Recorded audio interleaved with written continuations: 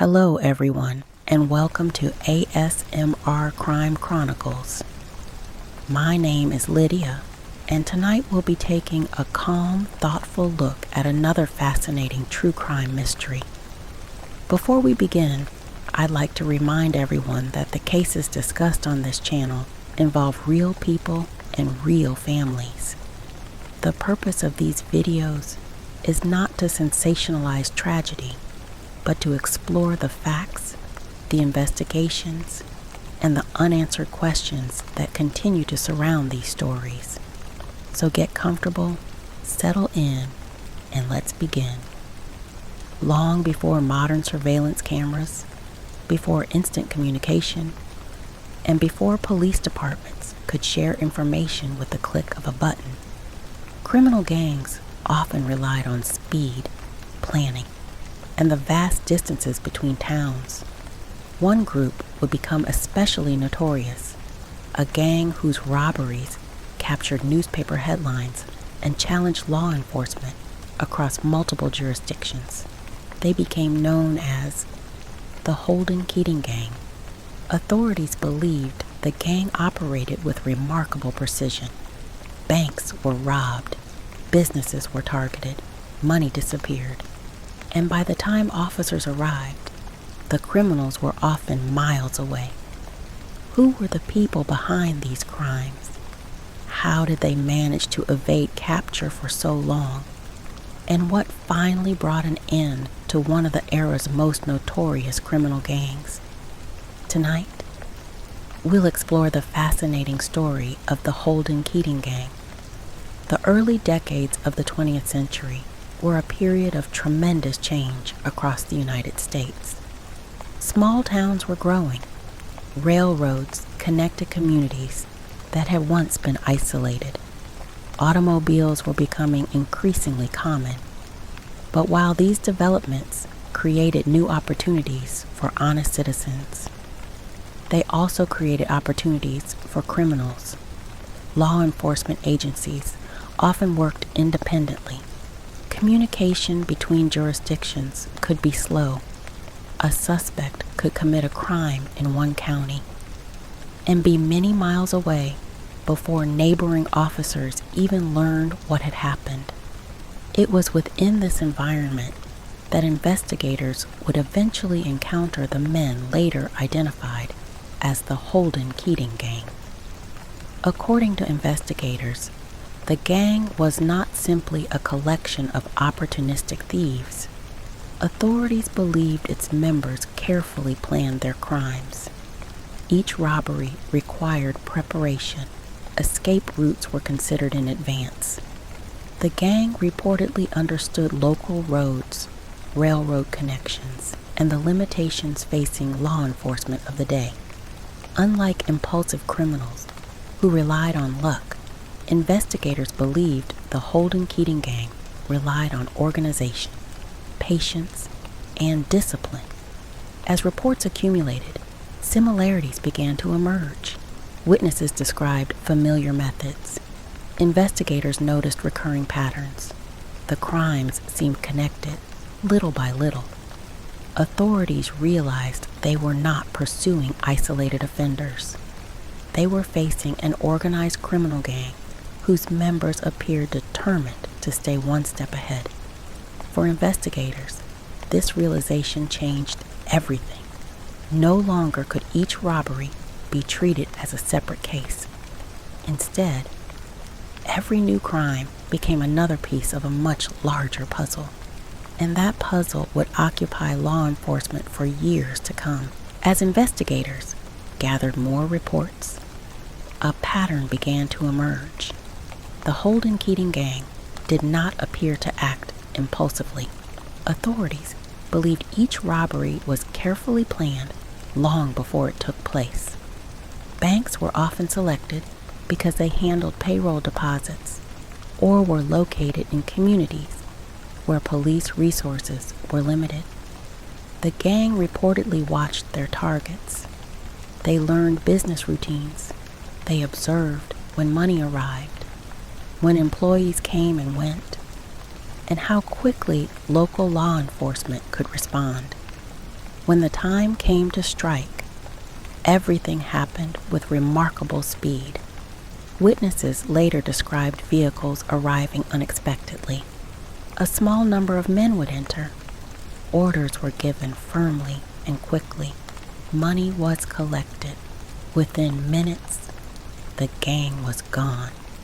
The speed of these robberies often left investigators with little physical evidence. Fingerprints were difficult to recover. Descriptions varied from witness to witness, and by the time neighboring towns received word of the crime, the suspects had already disappeared down another highway or boarded another route entirely. For law enforcement, every successful robbery added another layer of frustration. Newspaper headlines fueled public concern. Residents wondered whether their own town might be next. Banks increased security where possible. Business owners became more cautious. Yet despite these efforts, the robberies continued. Investigators slowly realized they were dealing with criminals who understood not only how to commit robberies, but also how police investigations worked.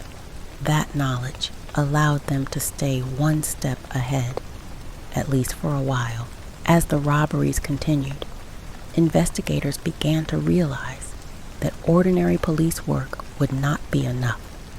Individual towns could respond to crimes within their own jurisdictions, but the Holden-Keating Gang did not respect county lines or state borders.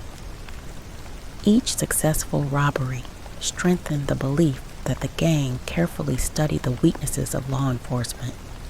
By the time telephones rang or telegrams were sent, the criminals were already well on their way to another destination. This forced investigators to rethink their approach. Sheriffs, state police, federal authorities, and detectives from neighboring communities slowly began sharing information in ways that had been uncommon only a few years earlier. Photographs were exchanged, descriptions were compared, license plate numbers were recorded. Witness statements from one robbery were laid beside reports from another, little by little. A clearer picture began to emerge. Investigators noticed recurring habits. The gang preferred certain roads, certain towns, certain times of day. Although they appeared unpredictable to the public, law enforcement was beginning to recognize subtle patterns hidden beneath the surface. The investigation became less about solving individual robberies and more about anticipating where the gang might strike next. Roadblocks were quietly organized. Plainclothes officers watched banks believed to be potential targets. Informants were interviewed. Tips arrived from citizens who believed they had seen suspicious vehicles traveling through their communities. Not every lead proved useful. Some were simple misunderstandings. Others consumed valuable time before reaching a dead end. But with each passing month, the circle around the Holden-Keating Gang slowly began to tighten. The hunters were becoming harder to outrun despite months of careful planning. The Holden-Keating Gang faced a challenge that no amount of preparation could completely eliminate: time. Every robbery increased the number of investigators examining their movements. Every witness added another piece to the puzzle. Every abandoned vehicle, every recovered document, every conversation overheard by the wrong person brought authorities one step closer.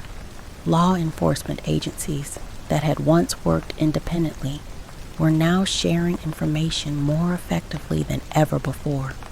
What had once appeared to be isolated crimes were now understood as part of a much larger investigation. Investigators believed they had identified likely associates, safe houses, vehicles, and routes frequently used by the gang. the circle continued to tighten. Soon, tips from citizens became more reliable. Witnesses recognized familiar faces from newspaper photographs. Business owners reported suspicious visitors. Travelers noticed automobiles matching descriptions circulated by investigators. Although not every report proved accurate, enough of them pointed in the same direction. Authorities began coordinating surveillance rather than simply reacting after each robbery. For perhaps the first time, the advantage shifted. Instead of chasing the Holden-Keating Gang across the countryside, investigators were waiting. The arrests that followed didn't happen in a single dramatic moment. Rather, they unfolded gradually. Different members were identified. Some were taken into custody without incident. Others attempted to flee before eventually being captured. As each arrest was made, the organization that had once seemed so disciplined began to unravel. Without trusted accomplices, without carefully coordinated planning, and without the secrecy that had protected them, the Holden-Keating Gang slowly ceased to exist. For the communities affected by the robberies, the arrests brought an overwhelming sense of relief. After years of uncertainty, the long investigation was finally approaching its conclusion. When the investigation finally came to an end, life slowly returned to normal in the communities that had lived under the shadow of the Holden-Keating Gang. Banks reopened with renewed confidence. Businesses resumed their daily routines. The newspaper headlines that had once been filled with reports of robberies gradually gave way to other stories. For many residents, that was enough. But for investigators, the case left a lasting impression. The pursuit of the Holden-Keating Gang demonstrated just how much law enforcement was changing during the early 20th century.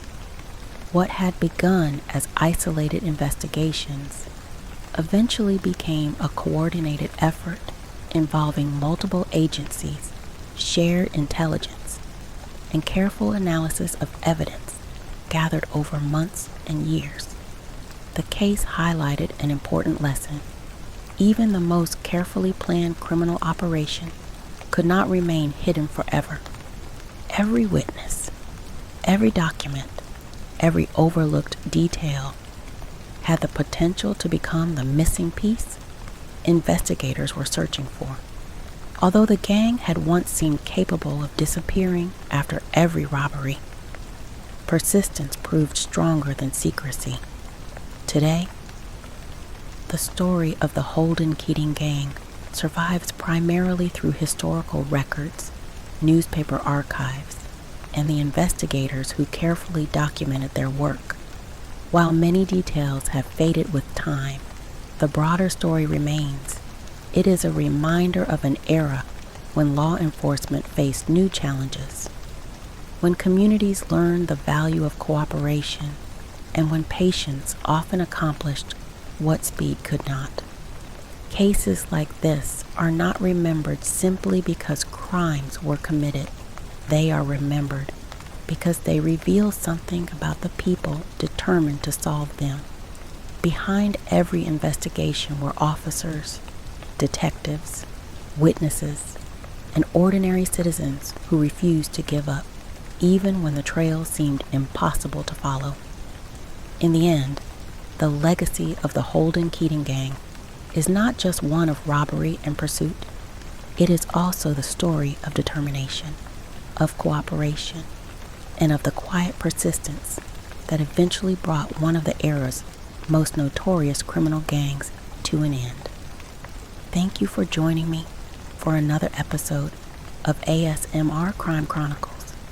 If you found tonight's story interesting and would like to hear more calm, respectful explorations of historical true crime cases, please consider liking the video and subscribing to the channel. It truly helps the channel grow and allows me to continue sharing these stories. If there's a case you'd like to see covered in a future episode, feel free to leave a suggestion in the comments. Until next time, stay safe, take care of yourselves, and I'll see you in the next story. Good night.